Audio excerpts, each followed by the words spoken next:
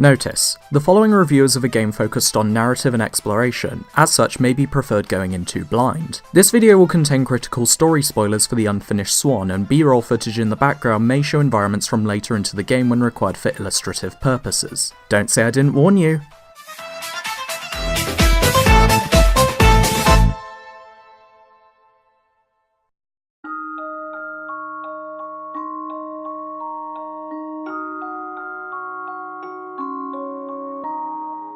The Unfinished Swan is an adventure game that was released in 2012 for the PlayStation 3, followed by cross-buy ports on PS4 and PS Vita 2 years later. Developed by Giant Sparrow, it all started in February 2008 as a prototype developed in 2 months and submitted to the Independent Games Festival as a student finalist. Yeah, sounds a little bit familiar, don't it? After this showing, Sony and Giant Sparrow struck a deal for this prototype to be made into a full game exclusively on the PlayStation 3 with help from Sony's own Santa Monica studio. The same Santa Monica studio who developed the God of War series and have done similar assistance for Sony exclusive titles, such as Sound Shapes, Ho-Hokum, Linger in Shadows, and Fat Princess to name a few. Giant Sparrow themselves were based in Santa Monica, California, and founded in March 2009. According to their website, the developer is described as a team that focuses on making surreal experiences that make the world a stranger, more interesting place, which sounds up my alley already. So what emerged from this wonderful little prototype that Sony was so eager to scoop up for their exclusive library? That's what I'm here to tell you, as in the celebration of this channel's year-long running, we switch on the projector.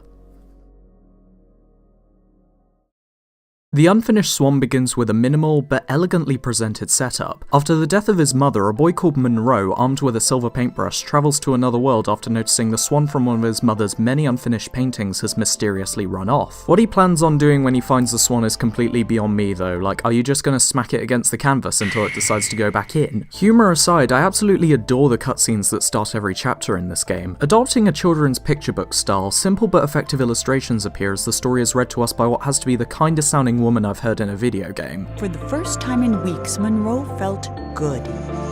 He felt even better when the wind pushed him close enough to reach the swan. He was feeling... You think she does audiobooks?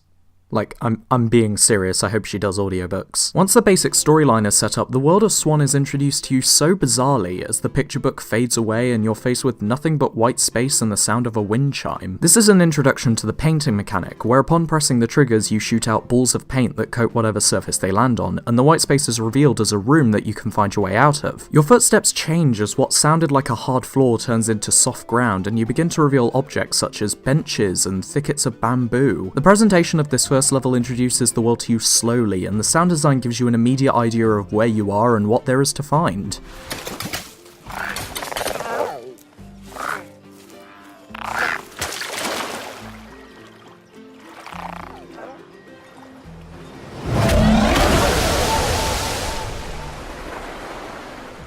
And don't worry, despite the game's appearance so far, it's whimsical, but it's not nonsensical, as the Unfinished Swan provides context of how this world was created. Later on you find yourself walking into buildings with statues and objects made out of solid gold. Through story pages located around the world, the woman from the beginning tells the story of a king with a magic paintbrush who left everything white after believing that no colour was good enough for his kingdom. And the best part is the story of the king isn't unrelated or superfluous. Not only does it become more central to Monroe's story as it progresses, but the game world changes over time to reflect the events that have happened. For example, a page later on in chapter 1 reveals that the king's subjects didn't like everything being white because they couldn't see anything, and the later levels reflect how the king solved this issue by painting shadows for his kingdom. From there, this is how the gameplay of Swan works. It's all based around exploring the environment while learning about the king's story and interacting with Monroe's silver paintbrush. I'd say the Unfinished Swan, when described briefly, could be considered a walking simulator. It's primarily about walking around the environment and uncovering the plot with minimal gameplay mechanics, but I feel it does so much more to just narrowly dodge the definition. The key point of discussion here is player agency, the act of the player feeling involved in the experience and not feeling like they're being dragged along to sit down and listen. When playing the early areas of the game, the king's story is only ever really referenced through the hidden pages, and Monroe's story continues to be told throughout as you're taunted with a swan that's just out of reach. Giant Sparrow remember that you're playing a video game and introduce the occasional platforming puzzle as well as different paintbrush mechanics for each respective chapter, and it all gets switched up over time so no mechanics ever feel tiresome. They could have just made the game completely blank, giving you the paintbrush that throws black paint and called it a day, but your paintbrush swaps to so many different things, from water that grows vines, to projectiles that push objects, to a tool that lets you create shapes so that nothing feels gimmicky or done to death. It's because of the enjoyment you can get from just exploring the world of Swan that I feel like everything in the game could be spoiled for me, but I would still enjoy myself. This leads us to the environment and atmosphere. Swan leads you through the trail the king has left behind throughout its 4 chapters, each one telling a different story surrounding the king's many attempts to create and finish something that will allow him to live on in history, only to then fail due to his own arrogance, the impact of others, or just thanks to the harshness of reality. Everything looks pristine and really pops with the soft white that contrasts heavily with the occasional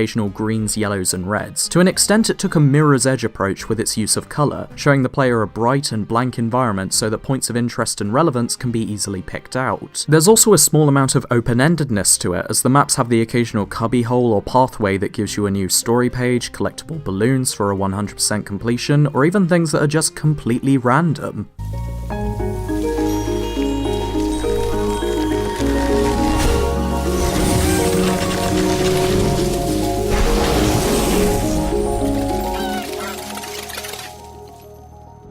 And can we talk about the soundtrack? Because this soundtrack makes me rock hard! Created by Corelitz, composer behind other games such as The Tomorrow Children and the previously mentioned Ho Hokum, the Unfinished Swan soundtrack complements the surreal factor that Giant Sparrow aim to achieve with their games. I love it so much that I can't even boot the game up without the music box from the main theme sending shivers down my spine.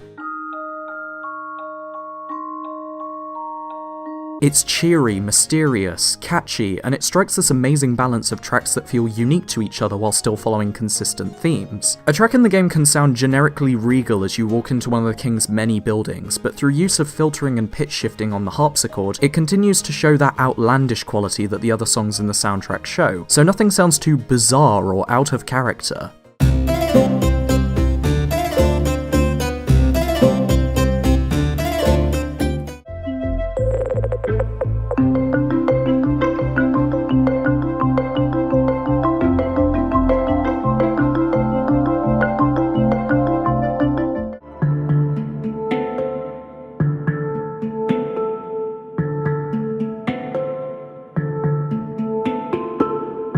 It's an amazing soundtrack that I believe captures the tone of the game well, and I can't really imagine it in the hands of any other composer. Even smaller things like sound effects and jingles after solving a puzzle feel like a pleasure on the ears.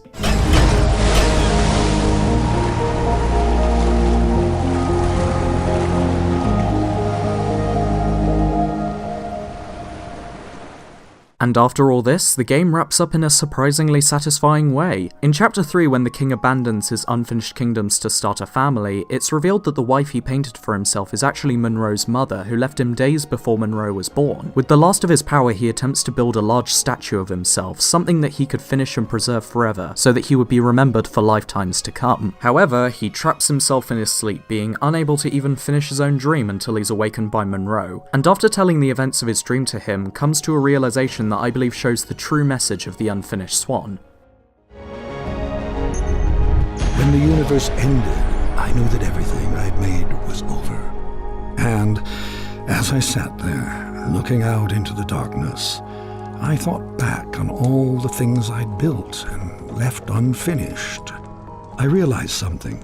I wasn't sad that it was all gone. I had fun making all that stuff. I would have done it anyway. And then somehow I knew that when I woke up, all my work really would be destroyed. And that's when you showed up.